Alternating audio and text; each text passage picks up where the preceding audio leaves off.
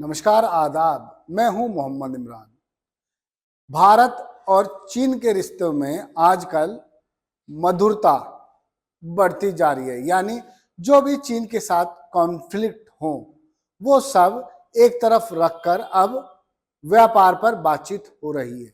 भारत पहले से ही चीन के लिए एक बड़ा बाजार है, लेकिन अब अमेरिका से मनमुटाव होने के बाद भारत फिर से चीन की ओर बढ़ने लगा है।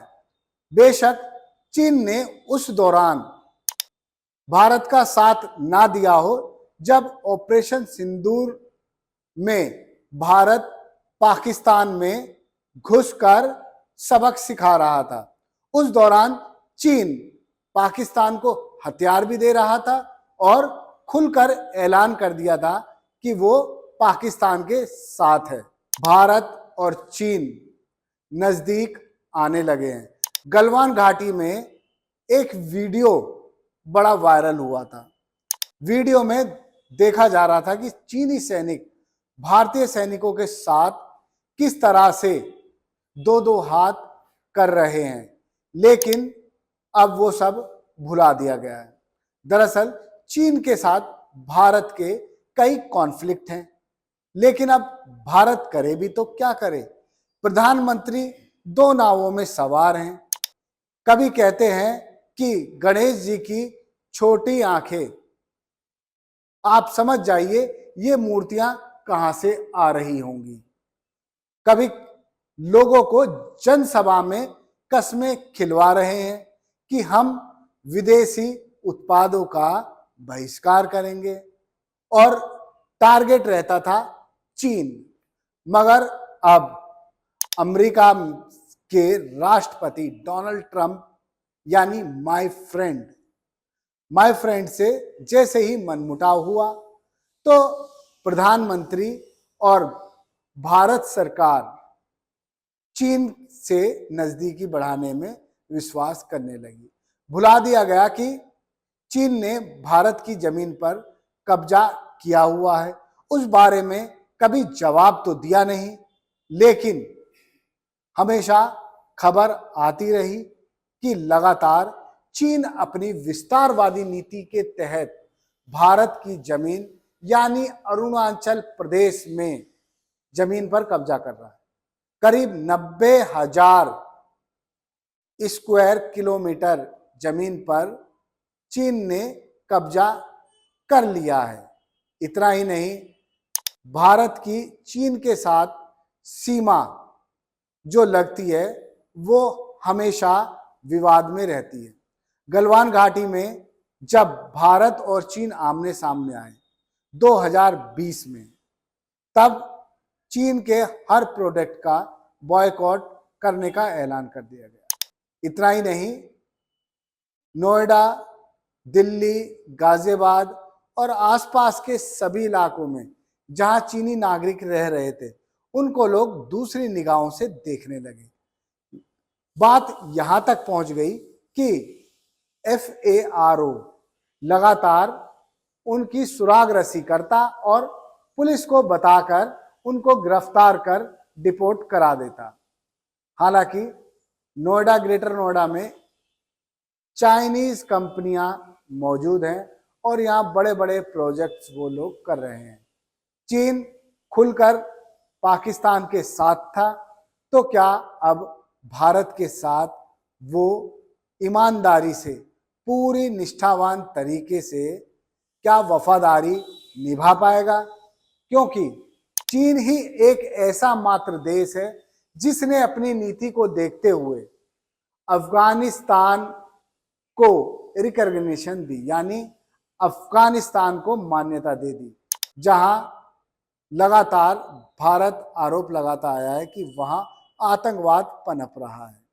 लेकिन चीन ने अफगानिस्तान में लोगों को और वहां की सरकार को सहयोग कर दिया, और इसका सबसे बड़ा कारण था चाइना पाकिस्तान इकोनॉमिक कॉरिडोर। क्योंकि चीन उस रास्ते से इस कॉरिडोर को बना रहा है जो भारत ऑक्यूपाइड कश्मीर है और विवादित जगह है। चीन इसी जगह को इस्तेमाल करते हुए एंटर करता है पाकिस्तान में और फिर पाकिस्तान से पहुंच जाता है अफगानिस्तान। चीन कुल मिलाकर केवल और केवल अपना उत्पाद खपाने का बाजार ढूंढ रहा है। आपने सुना होगा जब अंग्रेज भारत पर राज करते थे तो होता क्या था। दरअसल सोने की चिड़िया कहे जाने वाले भारत को अंग्रेजों ने कैसे लूटा। दरअसल रॉ मटेरियल वो भारत से लेकर जाते थे और फिर प्रोडक्ट्स बनाकर भारत के साथ साथ दूसरे देशों में महंगे दामों पर बेचते थे, क्योंकि अंग्रेजों के लिए भी भारत एक बड़ा बाजार था। इसीलिए इसी को देखते हुए चाइना भी बड़े बाजार ढूंढ रहा है। रशिया से भारत तेल लगातार खरीद रहा है। ट्रंप धमकी दे रहे हैं कि यदि भारत रशिया से क्रूड ऑयल इंपोर्ट करता रहेगा तो अमेरिका और भारत के रिश्ते टूट जाएंगे। टैरिफ लग भी चुका है। 25% टैरिफ इंप्लीमेंट हो चुका है और 25% और टैरिफ 28 अगस्त से इंप्लीमेंट होने वाला है। यानी यदि कोई भी एक्सपोर्टर भारत का अमेरिका में कोई वस्तु भेजता है, उस वस्तु की कीमत 100 रुपए है। अब तक वो वस्तु अमेरिका में 100 रुपए की बिकती आई है, तो अब वो 150 रुपए की अमेरिका में मिलेगी। तो आप सोचिए अमेरिका के नागरिक इस वस्तु को क्यों खरीदेंगे। इसकी सेल में कमी आ जाएगी। यही कारण है कि जीएसटी में भी बड़े बदलाव किए जा रहे हैं, क्योंकि जो उत्पादन है वो कहां भेजा जाएगा। क्योंकि अमेरिका भारत के लिए एक बहुत बड़ा बाजार है अपने फ्रेश प्रोडक्ट्स बेचने के लिए। लेकिन अब एक बार फिर से भारत और चीन नजदीक आ रहे हैं। एक बार नारा दिया गया था हिंदी चीनी भाई भाई, और झूला डिप्लोमेसी भी चली थी। बनारस की सिस्टर सिटी बीजिंग बना दी गई। उसी तरह से कई अन्य देशों के साथ भी भारत ने अपने रिश्ते बनाए थे।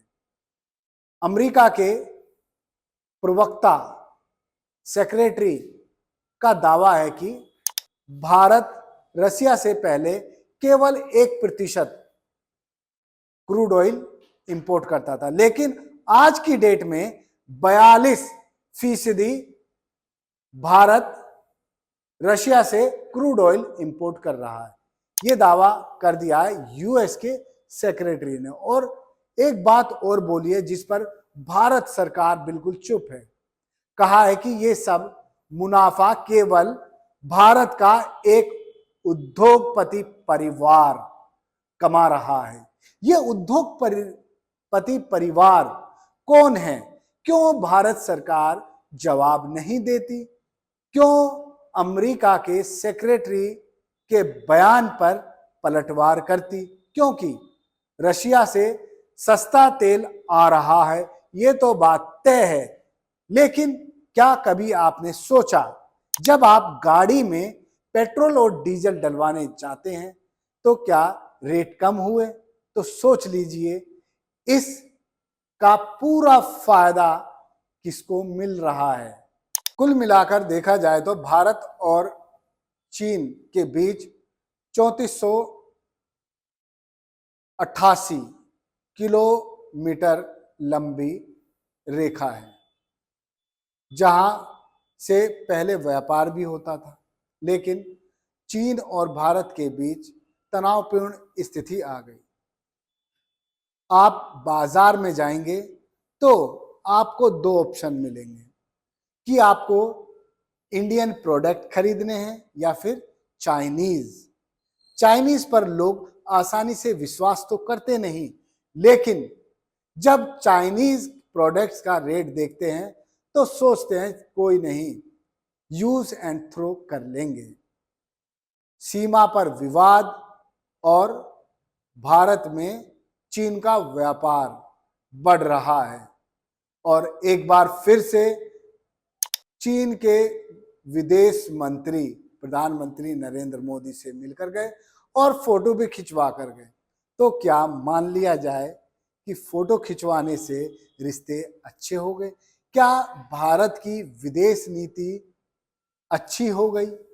क्योंकि लगातार भारत की विदेश नीति ऐसी होती जा रही है कि अपने भी बेगाने होते जा रहे हैं।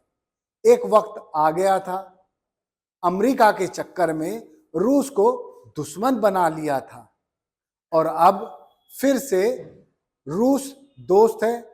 42% क्रूड ऑयल रूस से इंपोर्ट हो रहा है, लेकिन आपकी जेब फिर भी कट रही है। तिब्बत का एरिया अरुणाचल का 90,000 वर्ग किलोमीटर बता दिया जाता है चीन के द्वारा, और चीन एक मैप जारी करता है जिसमें अरुणाचल प्रदेश के एक बड़े हिस्से को साउथ तिब्बत बता देता है। तो क्या फिर भी चीन यानी ड्रैगन पर भरोसा किया जा सकता है? गोदी मीडिया देखेंगे तो पाएंगे कि वाकई बहुत खूबी है। ये सरकार की इंटेलिजेंस है और सरकार बहुत इंटेलिजेंट है कि चीन के साथ दोस्ती कर रही है ताकि अमेरिका को सबक सिखाया जा सके। लेकिन चीन है कि चाइना पाकिस्तान इकोनॉमिक कॉरिडोर बना रहा है और ऑपरेशन सिंदूर के दौरान पाकिस्तान का साथ देने का ऐलान कर देता है। आप सोचिए, तुर्की ने भी ऐसा ही किया था।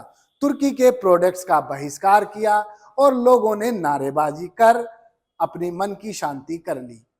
तो क्या एक बार फिर से चाइनीज प्रोडक्ट्स अपनाएंगे? छोटी आंख वाले गणेश जी को खरीद कर घर लाएंगे और चाइनीज लड़ी से दिवाली पर घर को सजाएंगे। धन्यवाद। देखते रहिए जय हिंद जनाब। चैनल को लाइक और सब्सक्राइब करना ना भूलें। जय हिंद।